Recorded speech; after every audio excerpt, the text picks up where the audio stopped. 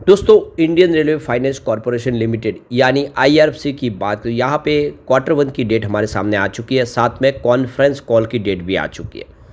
किस तरह से रिजल्ट की संभावना बनेगी, क्या इस बार कुछ आंकड़े बेहतर हो सकते हैं, समझने की कोशिश करेंगे इस वीडियो के माध्यम से। दूसरी तरफ जून महीने के म्यूचुअल फंड के लेटेस्ट आंकड़े हमारे सामने आ चुके हैं। क्या इशारा करें, म्यूचुअल फंड ने खरीदारी की है या फिर इस स्टॉक में बिकवाली की है? क्योंकि स्टॉक इस समय अपने ऑल टाइम हाई प्राइस से लगभग 100 रुपीज़ नीचे मिल रहा है, जबकि बाजार काफ़ी ज़्यादा रिकवर कर गया है।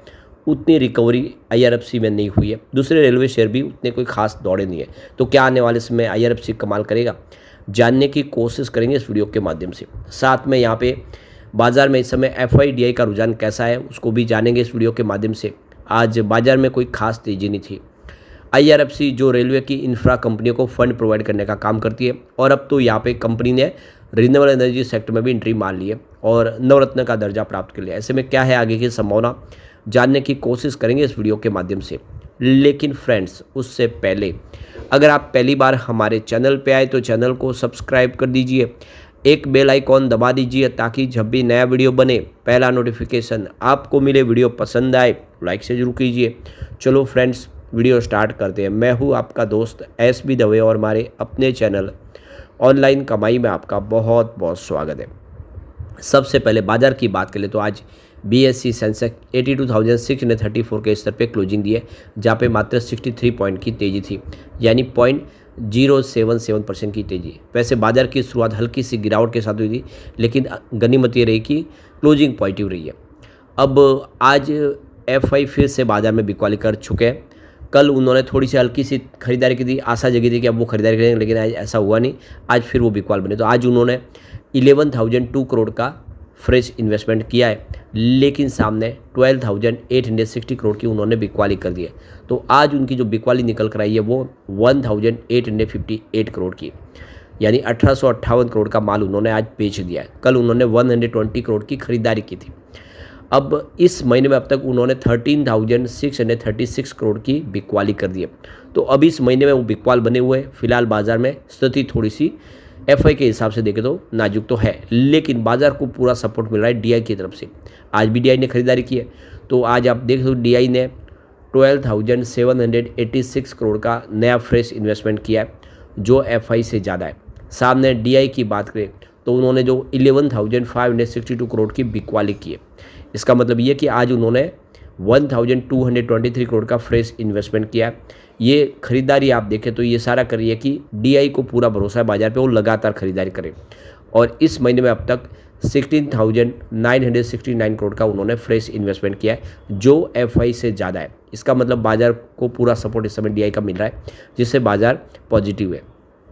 आज निफ्टी फाइनेंशियल सर्विस में हल्की सी गिरावट थी, तो 26,916 के स्तर पे क्लोजिंग देखने को मिली, जहाँ पे 0.05% की गिरावट थी। और उसका आप देखें असर यहाँ पे भी देखने को भी आईआरएफसी में तेज़ी तो बनी, लेकिन उतनी कोई खास नहीं बन पाई। तो 135 पर क्लोजिंग देखने को मिली, जहाँ पे 0.12% की तेज़ी थी। वैसे शुरुआत 135 पर हुई थी, क्लोजिंग भी 135 पर, 136 इंट्राडे में गया, यानी सीमित दायरे में स्टॉक ने ट्रेड किया। ज़्यादा उठापटक यहाँ पे नहीं दिखाई दे रही है इस समय। तो अब कंपनी अपना क्वार्टर वन का रिजल्ट डिक्लेयर करने जा रही है। साथ में क्या डिविडेंड भी मिलने जा रहा है, उसको हम समझने की कोशिश करते हैं। तो ये देख सकते हो कि एक्सचेंज फाइलिंग में जो आईआरएफसी ने जानकारी दी है कि कंपनी के बोर्ड ऑफ डायरेक्टर की मीटिंग होने जा रही है। 30 जून समाप्त हो चुका है और 22 जुलाई को ये मीटिंग होगी, जिसके अंदर क्वार्टर वन के रिजल्ट को डिक्लेयर किया जाएगा। तो देख सकते हो कि बोर्ड ऑफ डायरेक्टर की तरफ से विचार किया जाएगा और उसको मंजूरी दी जाएगी रिजल्ट को। और आप देख सकते हो कि ये रिजल्ट आप देखें तो हमारे सामने होगा इस बार क्वार्टर वन का। तो फाइनेंशियली 2025 की क्वार्टर फोर के नतीजों की जारी करने के समय को अगर देखें तो कंपनी ने मार्केट बंद होने के बाद नतीजे घोषित किए थे। 3:30 के पहले ये नतीजे घोषित किए थे। ऐसा माना जा रहा है कि जून तिमाही के करीब यही समय करीब रह सकता है। तो बिल्कुल आप देखें 3:30 बजे के आसपास आने की उम्मीद इस बार भी रिजल्ट की है। तो देखो कि कंपनी ने फाइनेंशियल 2025 की चौथी तिमाही में निवेशकों को प्रति शेयर 80 पैसे का डिविडेंड दिया था। हालांकि इस बार कंपनी ने जून तिमाही में डिविडेंड जारी करने को लेकर कोई भी जानकारी साझा नहीं की, यानी जो एक्सचेंज को जानकारी दी गई उसमें डिविडेंड का नाम उन्होंने नहीं लिया, यानी बोर्ड मीटिंग में डिविडेंड पर विचार नहीं किया जाएगा। इसका सीधा मतलब है कि जून तिमाही में निवेशकों को डिविडेंड का तोहफा नहीं मिलेगा। ये बात क्लियर है कि फिलहाल अभी डिविडेंड तो नहीं मिलेगा, क्योंकि एक्सचेंज में जो नोटिफिकेशन दिया गया उसमें कोई भी जानकारी नहीं दी गई है कि डिविडेंड देने की विचार किया जाएगा, तो मतलब डिविडेंड फिलहाल नहीं मिलता वो दिखाई देगा। अब कंपनी की कॉन्फ्रेंस कॉल भी होगी इस रिजल्ट को लेकर। जो कंपनी की तरफ से जो मैनेजमेंट है वो सवालों के जवाब देंगे, रिजल्ट को अपने इन्वेस्टर के साथ शेयर करेंगे। तो ये बुधवार 23 जुलाई 2025 को होने जा रही है और 11 बजे सुबह शुरू होगी। तो आप देख सकते हो कि कंपनी से संबंधित जो होंगे वो इस मीटिंग का हिस्सा होंगे। तो देख सकते हो कि यहाँ पे इंडियन रेलवे फाइनेंस कॉर्पोरेशन की तरफ से देखें तो जो स्पीकर होंगे उसमें श्री मनोज कुमार दुबे जो कंपनी के चेयरमैन और मैनेजिंग डायरेक्टर है, Shri Randhir Shah director finance CFO है। तो ये देख सकते हो कि यहाँ पे कॉल लीडर है जो संकेत छेड़ा होंगे, एनालिस्ट DM कैपिटल एडवाइजर की तरफ से। तो कुल मिला के यहाँ पे कंपनी अपने रिजल्ट को लेकर सारी बातचीत करेगी। तो फाइनेंशियल ईयर 2025 की Q4 में देखें तो कंपनी ने 1682 करोड़ का नेट प्रॉफिट दर्ज किया था। 2024 की तिमाही में अगर देखें तो 1717 करोड़ के आसपास था, यानी 2% की गिरावट हुई है नेट प्रॉफिट में। और वही चालू वित्त वर्ष में 2025-26 के लिए 60,000 करोड़ रुपीज़ के संसाधन जुटाने की योजना को भी मंजूरी दी, यानी 60,000 करोड़ रुपीज़ की फंड रेजिंग कंपनी करेगी, इसकी बोर्ड ने मंजूरी दे दी है। तो ये देखना होगा कि क्या समारोह में क्या रिजल्ट इस बार बेहतर होगा। वैसे एक जो बड़ी गुड न्यूज़ निकल कर आई है कि जून महीने में IRFC के अंदर म्यूचुअल फंड जम के खरीदारी की है, बहुत ही शानदार निवेश हुआ है। तो करीब 61 म्यूचुअल फंड ने फ्रेश इन्वेस्टमेंट किया है IRFC के अंदर। ये आंकड़ा काफ़ी बड़ा है, यानी 61 म्यूचुअल फंड ने भरोसा जताया IRFC पे, जबकि 13 म्यूचुअल फंड ऐसे हैं जिन्होंने एग्जिट लिया है, उन्होंने यहाँ पे बिकवाली की। ये आंकड़ा बहुत ही कम है, 13 के सामने 61।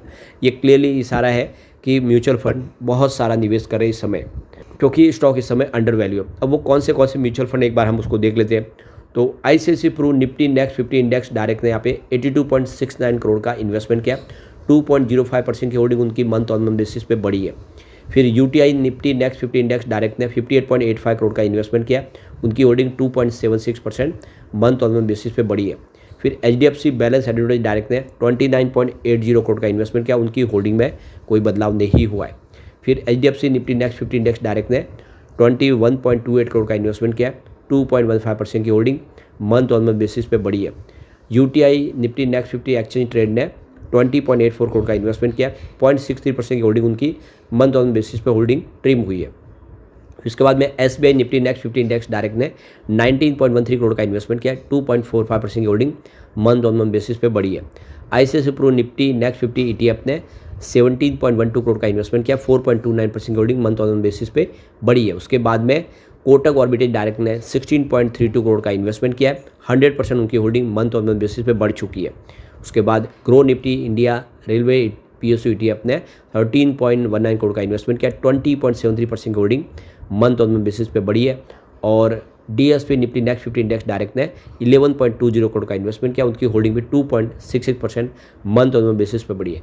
यानी सारे म्यूचुअल फंड ने जम के खरीदारी की है, सिर्फ एक म्यूचुअल फंड ने यहाँ पे अपनी होल्डिंग को कम किया है। इससे इशारा है कि ये स्टॉक आने वाले समय काफ़ी बेहतर कर सकता है, और उम्मीद है कि यह स्टॉक आने वाले समय एक संभावना पॉइंट दिखाएगा, क्योंकि रेलवे सेक्टर के लिए कैपेक्स के द्वार खोले गए। सरकार बहुत सारा रेलवे सेक्टर में खर्च कर रही है, क्योंकि नई वंदे भारत ट्रेन अब आने वाली है जो स्लीपर होगी। इसके अलावा नई अमृत भारत ट्रेन और नमो भारत ट्रेन, इसके अलावा बुलेट ट्रेन, ये सारी ट्रेनें शुरू होने जा रही है। ऐसे में आप समझ सकते हो बहुत सारा खर्च होगा और रेलवे सेक्टर बहुत बेहतर करता हुआ दिखाई देगा। लेकिन फ्रेंड्स, कोई भी इन्वेस्टमेंट करने से पहले अपने फाइनेंशियल एडवाइजर से एडवाइस ले ले या अपना खुद का रिसर्च करें, क्योंकि मैंने वीडियो आपके एजुकेशनल पर्पज़ के लिए ही बनाया। वीडियो पसंद आए तो लाइक से जरूर कीजिए और चैनल को सब्सक्राइब कर दीजिए। Thank you friends.